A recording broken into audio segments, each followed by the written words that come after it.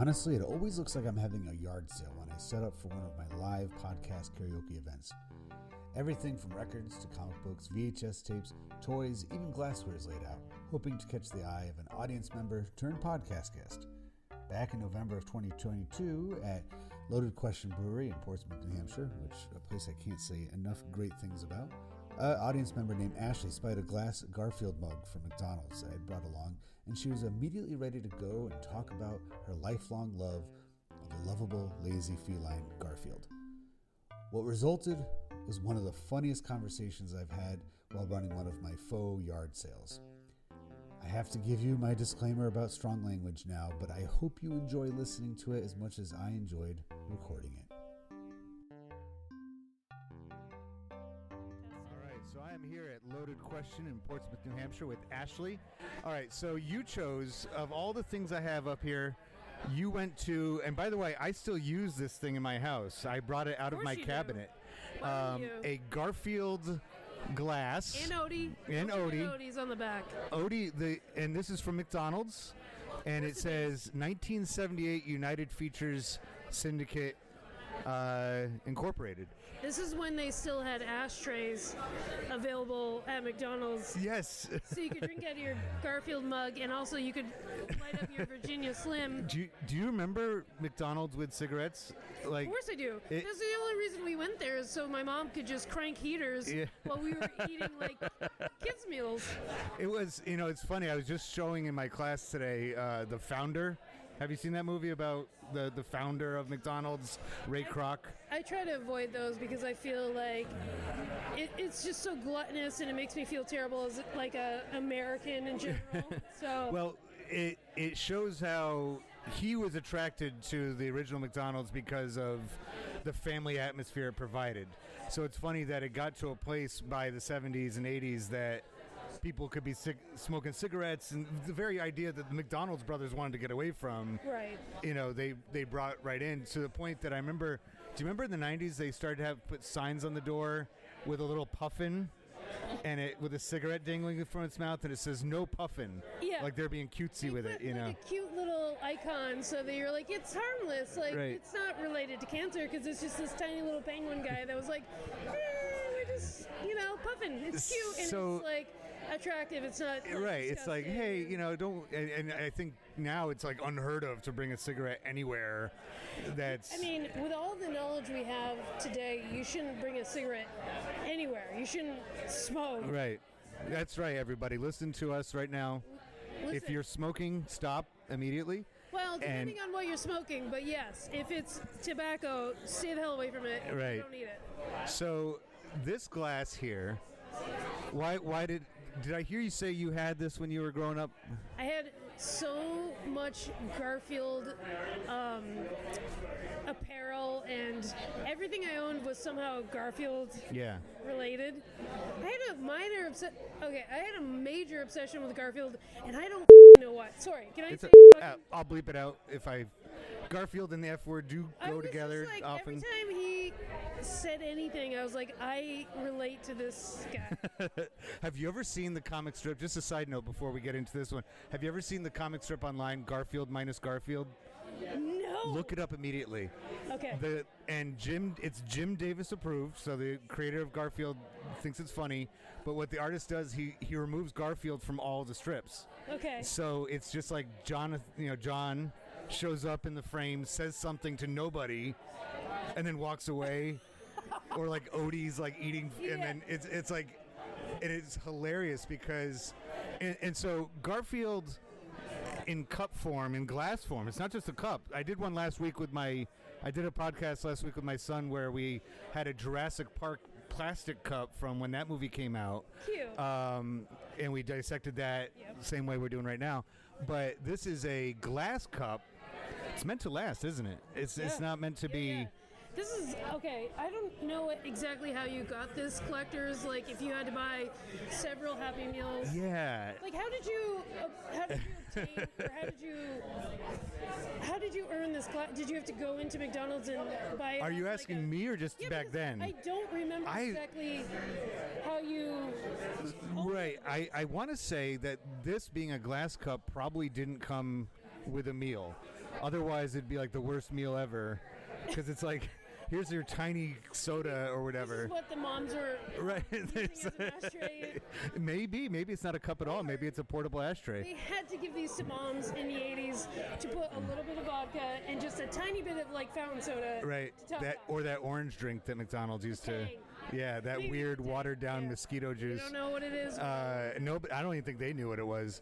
Now, so the question I chose, and we're already kind of getting a stab at it, is who is the intended audience or user of this? Of this mug? Yeah. Specifically? Because it's glass, and that tells me right now it's probably not little kids, because little kids and glass cups don't go well together. But it's small.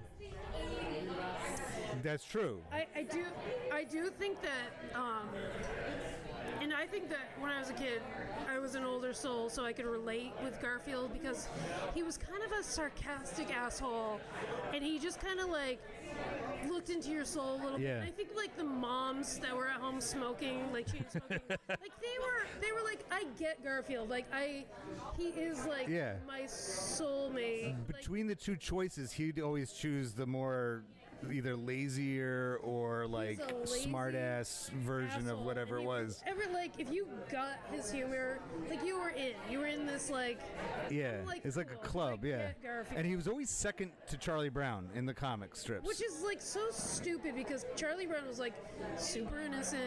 This was like the dark Charlie Brown. It's like, so what's he saying on it? Says, I'm easy to get along with when things go my way.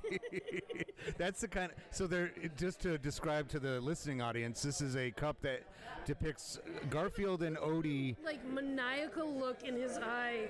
This poor bastard is just paddling. He's just like, he's like, yep. I'm easy to get along with it. I can't do a Garfield impression, but he has that. I'm easy to get along. His voice, I can hear it so well because it's the same guy who did the voice of Peter Venkman in the Ghostbusters cartoon. Remember that? That was the same guy. It was, and it's funny because that guy. So it's a weird loop de loop here because that guy also he provided the voice of Peter Venkman in the cartoon of the Ghostbusters. Peter Venkman was played by Bill Murray in Ghostbusters. Bill Murray does the voice of Garfield in the animated, like when they brought the live action. The irony. It's crazy. Bill Murray didn't do the voice of... Not for the cartoon. In the cartoon. No, that wasn't him. That was that guy. That was Garfield. Oh, shit. So it's like... mind blown. I had no idea. And I recently rewatched that show because my son, I've been kind of living vicariously my youth over again through him. Right. And a couple years ago, he got into watching the old Ghostbusters cartoons. Right. They were hardcore.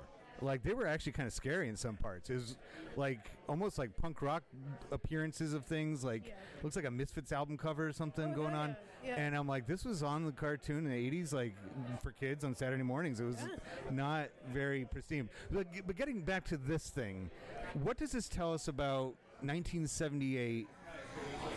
You know. Yeah, so this glass, at least that's when the it's copyrighted as far as the images go. Jesus. So I'm guessing late 70s, early 80s is when this would be available at your local McDonald's. This mug was actually born a year before I was. If it was a 70s, it's still a product of the 70s. Right, it is. So absolutely. But like, in the 80s, I really appreciate. Oh yeah, you're right. 1978. I have to do some major research on how one would get it, because this is a treasure. I mean, truly, this is an absolute treasure. You can walk into McDonald's now and get like a nice glass mug of like a current cartoon. Probably. They've kind of ebbed and flowed with their relationship with other characters. I feel like it used to be like part of the package, like when there wasn't a Garfield movie coming out. That's why I feel like this was like a placeholder kind of thing. Do you think that Jim Davis was like sleeping with someone high up in the McDonald's? Or maybe the other way around. They were like, we got to get in on this Garfield thing, and Garfield's taken off. I feel like that era was the age of Garfield. Like, you know what? Because you know what's gonna make sales skyrocket? We're gonna throw Garfield on some glass. Everything, right? And we don't even sell glassware. They really should have just made lasagna platters with Garfield all over it. I always picture like President James A. Garfield saying, "I love lasagna and I hate Mondays."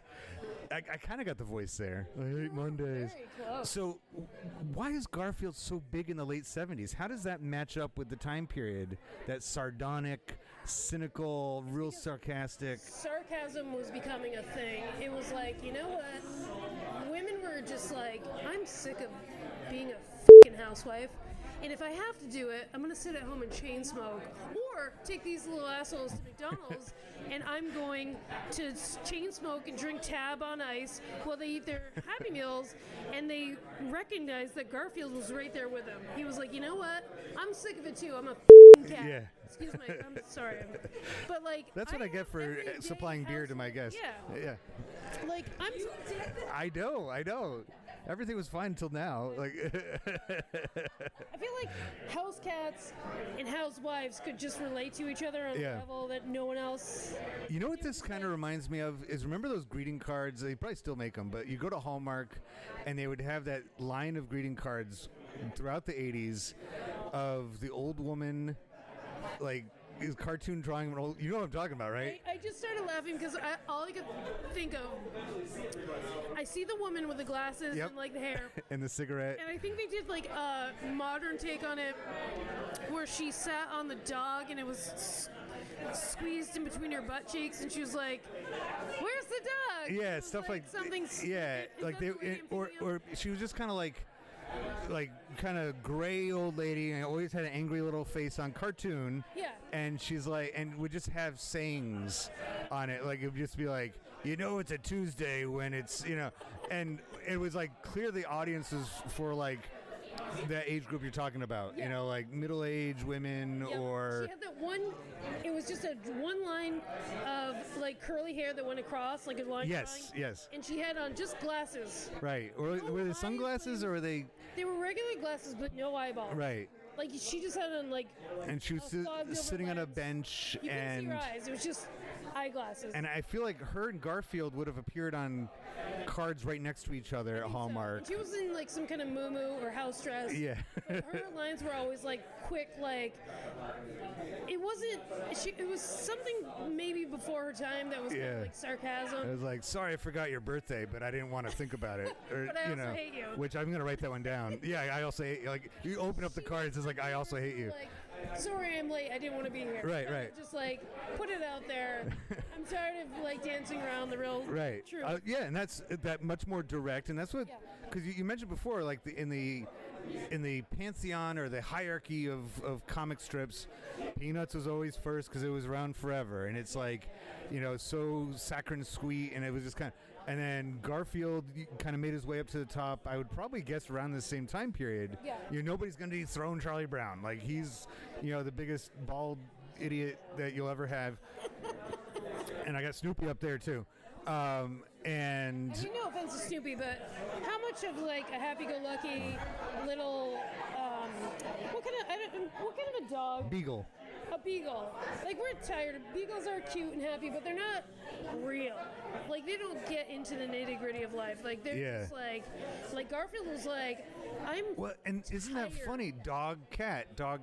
Like that. Yeah. Because, like, in this, the dog is a buffoon. Like, Garfield is smart. Life, my friend. Smart. Garfield always. If you're a dog person, you're just oblivious. If you're a cat person, you get it. Like, you're just like, everything. Yeah. I didn't grow up with animals, but in the last 20 years or so, I've become an animal owner. My wife is a huge animal lover, and it's like, so all animals. We have like a zoo at home. We don't have a farm. It's borderline farm. We have 2 dogs. We have 1 cat. We used to have more. We foster animals. Right now we're fostering a guinea pig. We have a bunny that has his own porch. And it's like, Can you tell me the purpose of a guinea pig? They are adorable, but what's the purpose of any life, you know? But you're never going to make a cartoon cup out of a guinea pig, right? So what I was thinking, because we were at a shelter the other day to pick up the guinea pig, and there was a cat in the window. It was in his little cubby hanging out.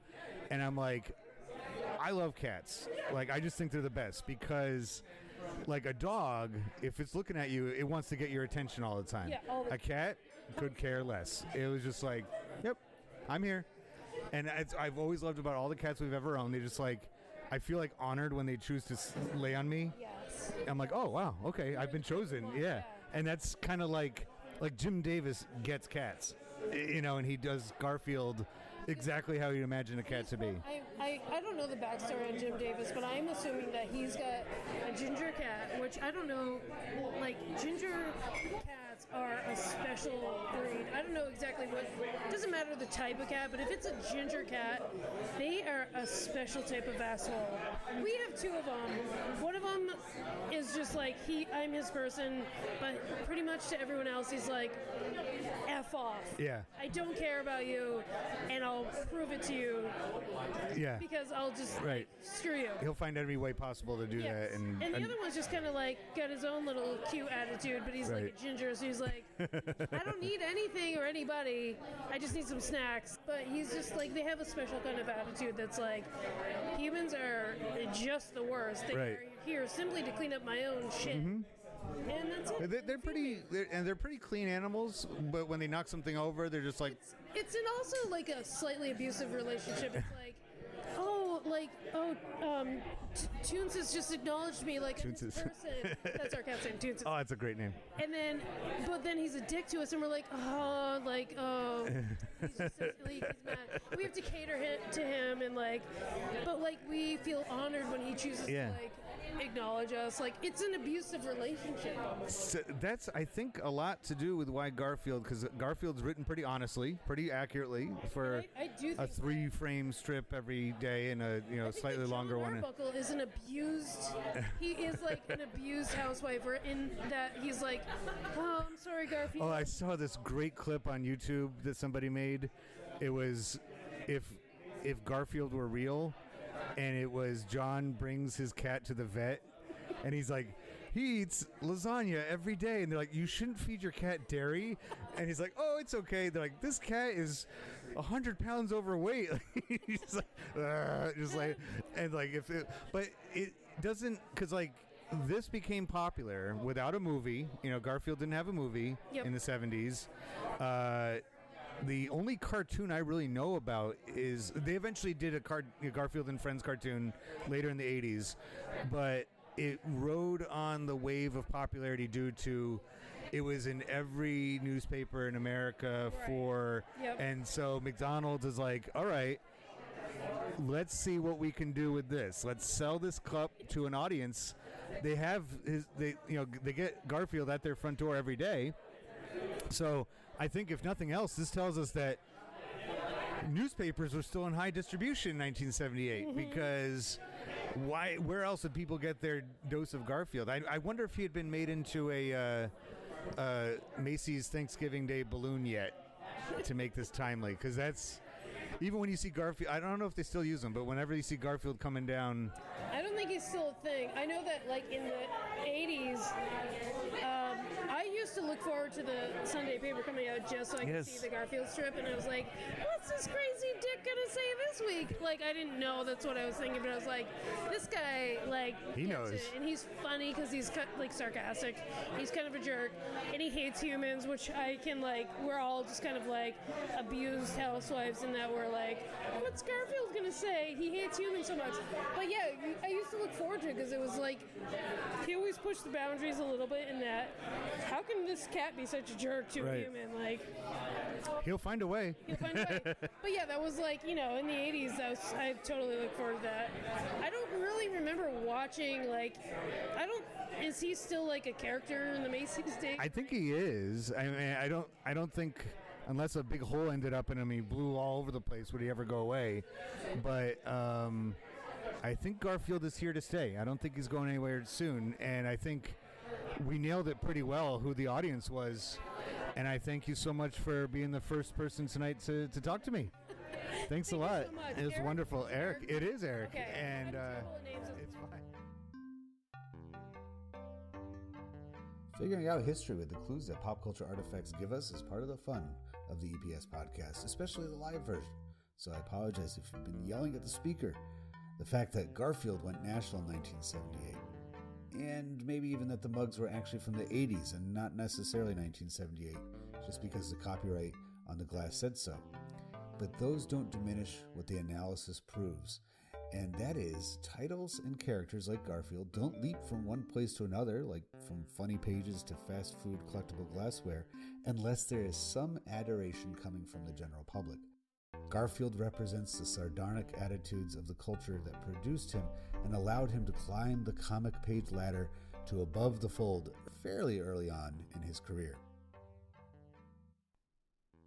If you've enjoyed listening to this short episode of the Everything is a Primary Source podcast, consider supporting the show by becoming a patron at patreon.com/EPS podcast or a paid subscriber to epspodcast.substack.com. And if you're interested in hosting an EPS Podcast live podcast karaoke event, email me at epspodcasthost@gmail.com. By the way, with all the virtual meeting technology at our disposal these days, these events do not need to be in person. Tune in next time to the EPS Podcast, where everything, including Garfield collectible mugs, are primary sources.